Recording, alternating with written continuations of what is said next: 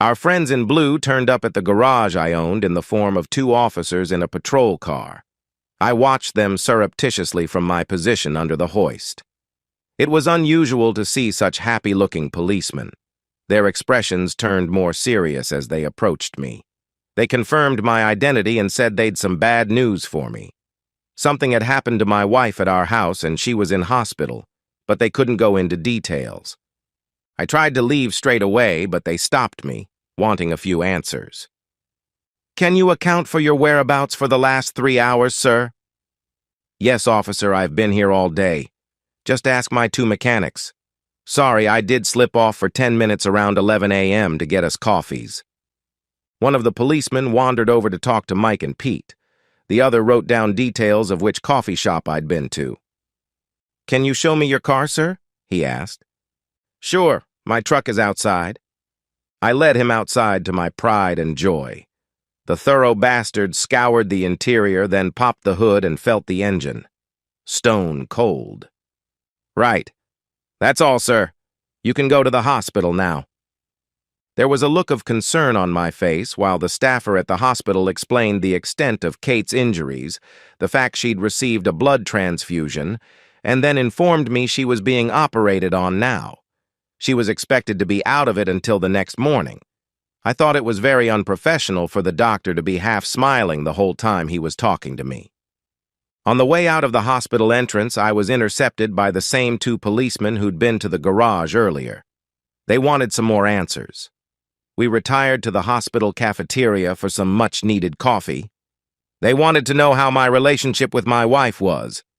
I explained that we'd met and married relatively late in life, 8 years ago. Kate worked a lucrative career as a defense lawyer with a large local firm. She was keen to have children, but had resisted my pressure until now when she was almost 40, as she wanted to establish herself in her job. They asked me why it was she was at home on a weekday. I went on to explain that Kate had quit work a month ago so she could have a break before getting pregnant. A sort of holiday before at least 10 years of domestic service. I then added in summary that I loved my wife, and we were fine and looking forward to a family. They asked me if I knew a John Barton. When I replied no and asked why they'd asked, they became evasive and took their leave. I knew I could rely on my guys to lock up the garage, so I went straight home. A deep sadness began to descend upon me. At the house, a couple of forensic guys and a lone detective were nosing around. The detective introduced himself and explained what he knew.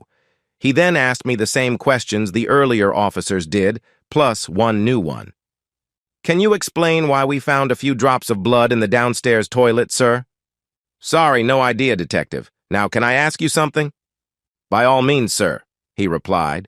"It's pretty obvious you aren't treating this as an accident and also that I am being treated as a suspect. If it was foul play, can you assure me you aren't concentrating on me as a subject, but are also looking for the real perpetrator?" "You can be assured, sir. We have a few lines of inquiry. My colleague is over talking to Mrs. Barton right now." "Who is this John Barton I keep hearing about?" I asked. "I'm sorry, sir. I don't think it is appropriate for me to comment." He and the forensic guys then took off, leaving me seemingly confused. I went upstairs to the master bedroom and looked at the scene of carnage. I would have been really shocked if I was looking at it for the first time. Earlier that day. About 10 a.m. at work, I really started to think about intimacy. Nothing unusual about that. They do say that guys think about intimacy on average 67 times per waking hour. Let me tell you, men who have been virtually cut off by their wives for a month can at least double that. Ever since Kate quit work, our 2 to 3 times a week had dropped to practically zero. Kate was either not in the mood, missing work, and depressed, or too tired. Personally, I thought it was because her life as she knew it was almost over, and she was just plain scared. Being the considerate husband I was, I didn't want to pressure her. She would get out of her funk at her own pace. I knew my life would change after kids, but realized hers would be turned upside down. I continued daydreaming about how our love life had been in the first few years of our marriage. Anywhere, anytime, anyhow. We'd made the effort to keep it fresh and new for as long as our imaginations lasted, then slowly lapsed into the automatic mode two long-term partners often slip into. I snapped out of my torpor. I knew what to do. Bring back the spontaneity. Go home right now and have Kate senseless. Right. Decision made. Time to clean up and get home. I told Mick and Pete I was heading out for a while. Pete asked if I could take the car he'd just finished servicing for a test drive. No worries. Arriving home, I was disappointed to see a car I didn't recognize in the driveway. Bugger, a friend visiting scuppered my plans. I decided to go in anyway. Maybe the friend could be encouraged to leave and my plans could be salvaged. With no suspicions or attempts at stealth, I opened the front door. Immediately my hackles rose and I knew my marriage was over. The obvious sounds of enthusiastic sexual activity were literally booming down the stairs. It was almost a reflex action to take out my phone and start recording the video. Whenever a customer delivered a car to the garage, I always made a quick video log so we couldn't be accused of scratching it. With my heart racing, I sprinted up the steps and with video at the ready looked in the master bedroom door. Yes, it was Kate. And yes, it was some guy I didn't recognize messing her with gusto on our bed. Fighting every instinct I possessed to pounce and kill, I turned away. I can truthfully say it was the hardest thing I have ever done in my life. With legs no longer able to support my weight, I slumped down on the floor just outside the door. Utterly devastated, I was only vaguely aware of the dual sounds of them reaching their peaks just around the corner. I don't know how long I was there, but gradually became aware that all sounds of their adultery had ceased, and there was only talking happening. That was just as bad, and still rankled my soul to its core. I instinctively knew that I must get out of earshot so I could gain the time to process. I was fully aware that all input to the brain goes straight to the emotion center before going to the logic part of the brain for processing. I also instinctively knew that any reaction of mine based on emotion would end up with at least him in the hospital and me in prison. I needed time to think. Quietly, I got up off the floor, tiptoed downstairs, and collapsed onto the couch. I knew that if they came downstairs soon, I wouldn't be capable of controlling my actions, but my legs just wouldn't take me any further. Frankly, I was in emotional crisis. I couldn't have been more overwhelmed if I'd walked in on Mother Teresa being screwed by all 7 of Snow White's dwarves. Away from the sights, smells, and most of the sounds of betrayal, I was freed from emotional distractions. I did what I knew I did best, and came up with a plan. It was blatantly copied from the coalition's invasion of Iraq in the Second Gulf War. Shock and awe. Strike with such speed and ferocity that all reactions were stupefied. Drag him from the room and out of her sight. Beat the hell out of him somewhere it wouldn't bruise too much. The stomach should be just right. Then throw him naked out the back door. Return for her and throw her naked out the front door. That should give them the right impression and leave me with my liberty assured. With no bruising and no witness, hopefully, I would avoid the law. Luckily, I had the perfect shock and awe weapon in my workshop. 2 years ago, I'd been in the Army Reserve, National Guard, where, due to my mechanical skills, I'd been made an infantryman. Yeah, logical, right?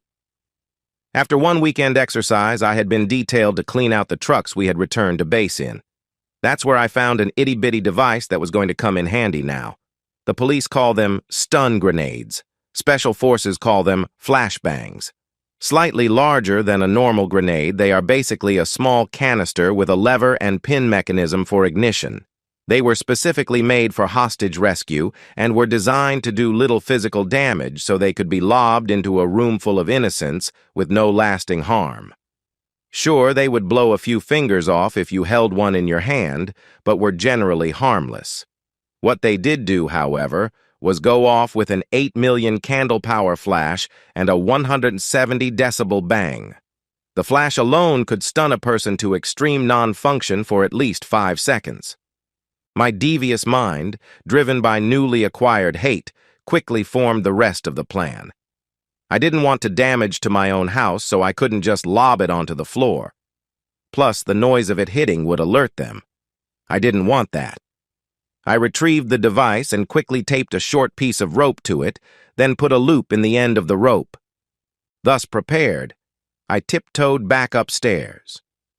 As I got closer, I realized that stealth was again unnecessary. I could plainly hear a man's groans coming from the bedroom doorway. Stopping only to pick up my phone from the floor outside the door where I'd dropped it, I glanced around the doorframe. Obviously ready for round two, the guy was standing at the foot of the bed facing the door. Kate was on her knees with her back to me, seemingly getting him fully excited with one of her signature mobs. Her head was languidly bobbing backward and forwards. She was good at this. I tried desperately to disassociate what I was seeing with any emotion I was feeling, but was only partly successful. Glancing around the corner again, I confirmed that his eyes were tightly shut. This time I noticed that he had his hands on either side of her head. Mentally rehearsing the sequence of events I'd decided on, I then took a deep breath and sprang into action. One step into the room, looped the end of the rope around the hook on the bottom of the light fitting, leaving the device hanging halfway to the floor. Pull pin, slip into pocket, out the door again, fingers firmly in ears and eyes tightly shut. Even with my precautions, the effect was awesome. I could plainly feel the shock wave and sense the bright reflected light through my eyelids. Following the plan, I leap into the room again, ready for action. This time it was my turn to be stunned.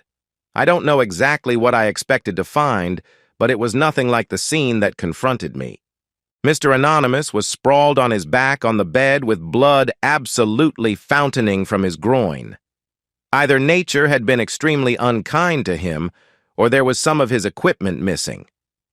Kate was flat on her back on the floor with vacant eyes and her mouth opening and closing like a fish out of water, face covered in blood. Confused, I retreated out into the hall again to think.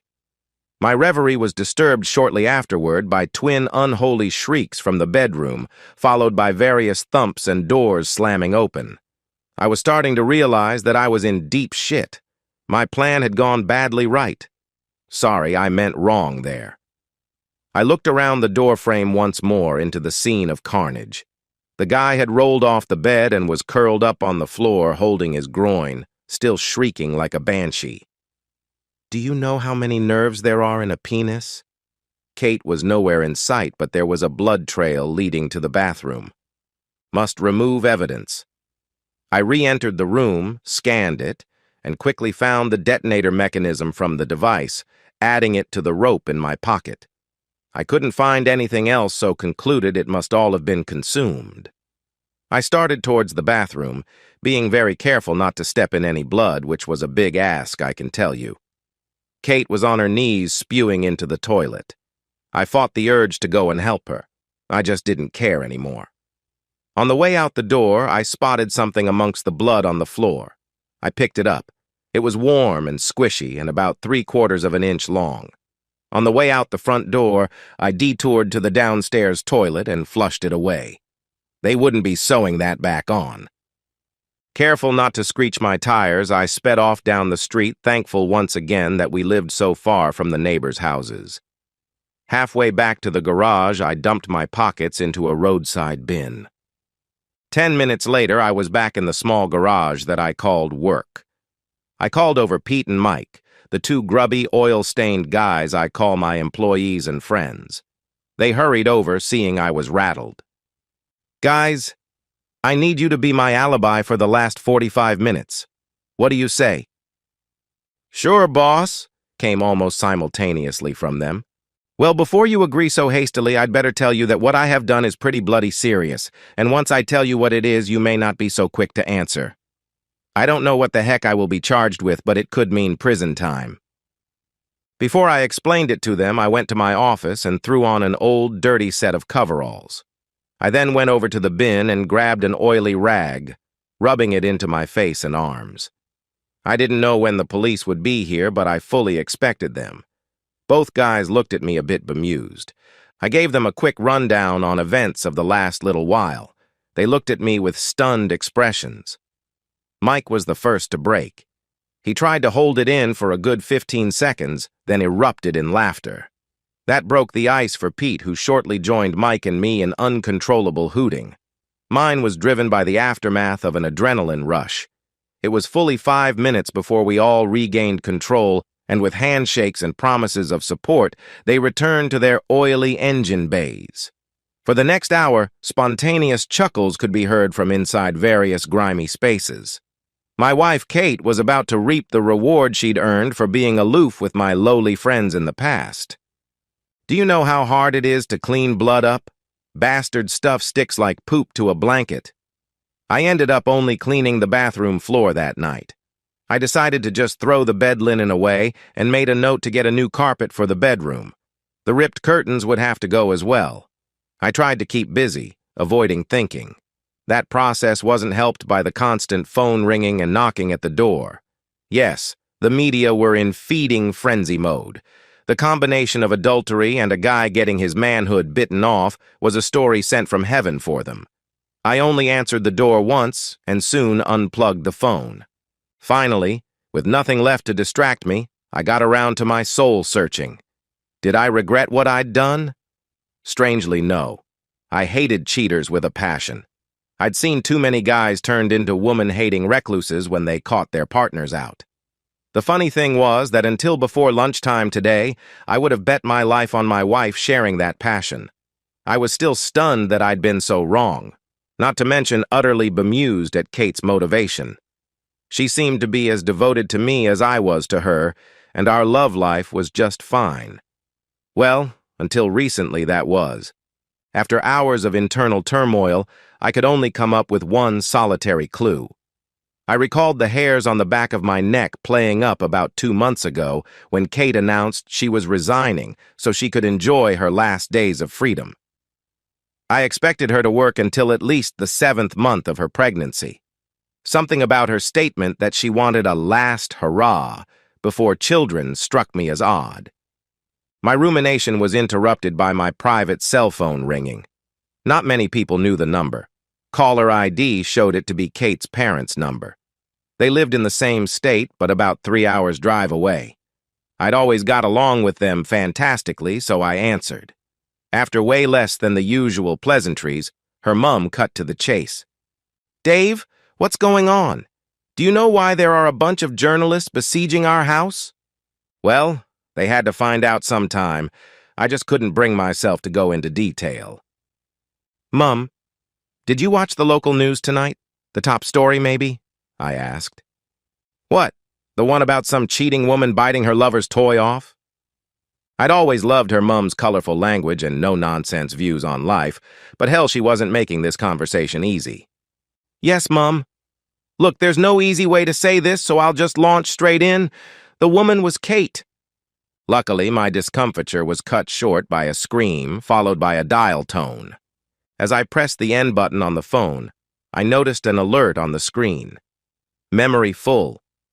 That reminded me that I'd recorded the ending of my marriage a bare 8 hours before. I had vague memories of leaving the phone recording outside the bedroom door. I knew that if I never discovered and believed the reason why Kate had done what she did, I might never trust another woman ever again. There was a good chance I would die a lonely misogynist, doomed to a wasted life.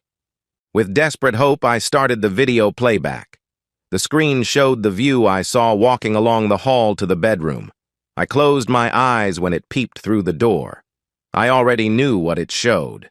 Kate with her head on the pillow, back in the air, being engaged from behind. The pain was just too fresh to relive that scene yet. I opened them in time for when I'd put the phone on the floor. With no visual, just a view of the hall ceiling, I had to imagine Mr. and Mrs. Adulterer lying side by side on the bed. I couldn't make out the audio clearly, so downloaded the file to my computer and ran it through an amplifier. This is the relevant part of their conversation. "Wow, Kate, that was fantastic. In fact, the last week has been great. Does it have to end today? My offer still stands. Just give me the word and I'll divorce Sarah and marry you." "Yeah, like that will work. Great start to a marriage hooking up with a guy that will mess around on his wife and kids. No, I love Dave way too much to hurt him like that. Besides, he is a great husband and will make a good father. After today, I'll be Mrs. Goody-Goody's housewife, at least until the youngest of our kids goes to school. You can't love him that much. It's not him lying here, is it? No, you're wrong. I do love him dearly. The moment I met him, I knew he was my one and only soulmate. I'll never meet another. We are so in tune, sexually, that he can take me places no one else ever has. I feel blessed that I have such a good man to spoil me and nurse me when I get a big belly from his 2 or 3 babies. No, I want nothing more than to die in his arms, surrounded by our grandchildren. Well, that was a fine speech, counselor, but one that begs the obvious question. Why is it that I'm here with you? At least Kate had the humanity to give this some thought. There was a good half a minute of silence. I guess I just miss being single. I didn't get married until I was 31 and was a bit of a wild girl. I miss just going into a bar and getting hit on by a variety of guys. The thrill of leading a guy on and then deciding on impulse if he's going to score or not.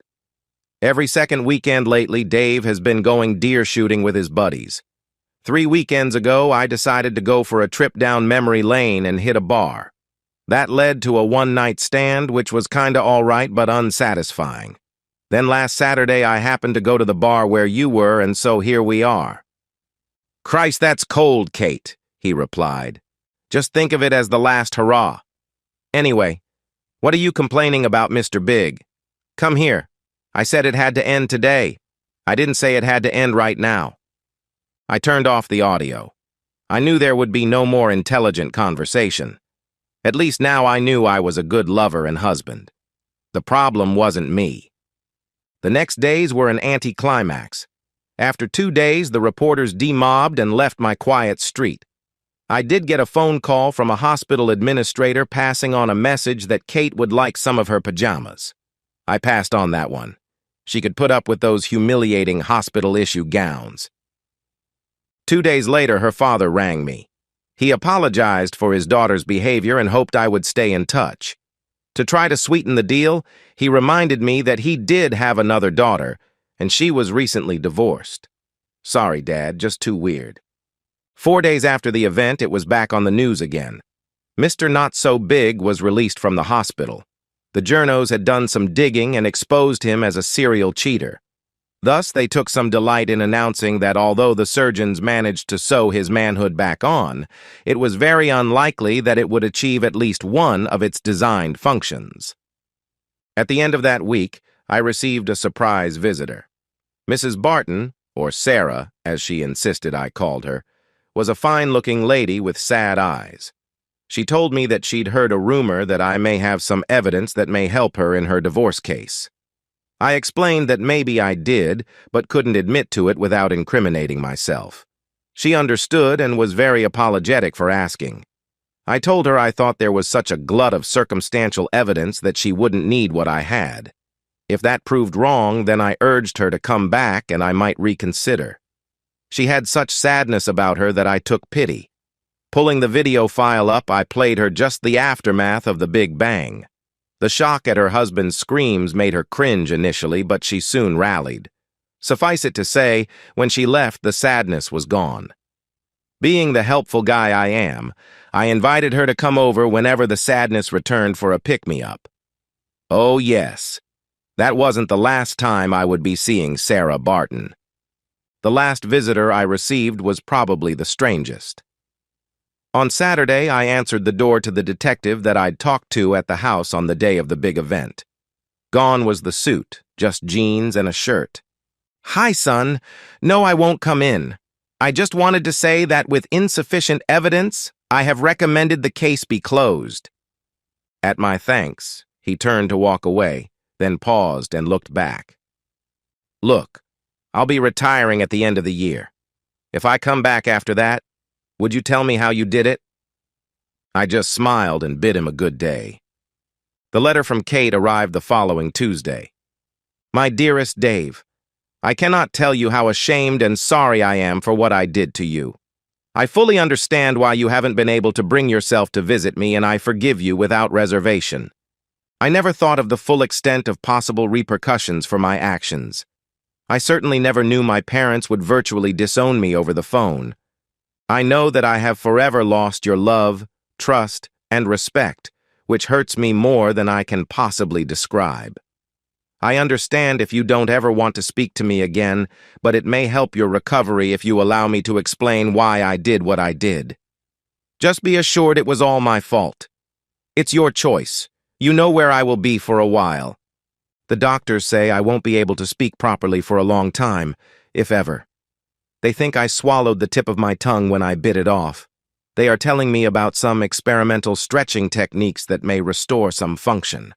I hope it works, so I can at least return to my career as some distraction from the dreary, loveless, childless future I now face. Ask for anything you like in the divorce and I will sign it. If you could find it in your heart to keep me on your medical insurance for the near future, I would be eternally grateful. Goodbye, my love. I wish you nothing but happiness in the future. I hope I haven't totally wrecked yours as well. Yours, Kate. I must say the letter moved me, so much so that I immediately decided to reverse a previous decision. I thought long and hard. Damn it, I would drop her pajamas off at the hospital. Now where are Mick and Pete's phone numbers? I owe them a beer. A keg each should do it. And so, we've reached the end of today's story. Was it what you expected, or did it take a twist you didn't see coming? I'm curious to hear your thoughts. Share them in the comments below, and let's get a conversation going. If this story kept you hooked, make sure to hit that like button. And if you're new here or just haven't subscribed yet, now's the perfect time to join our community. I bring you fresh, captivating stories every day, so click that subscribe button and turn on notifications so you never miss out. Thanks for watching, and I'll see you in the next one.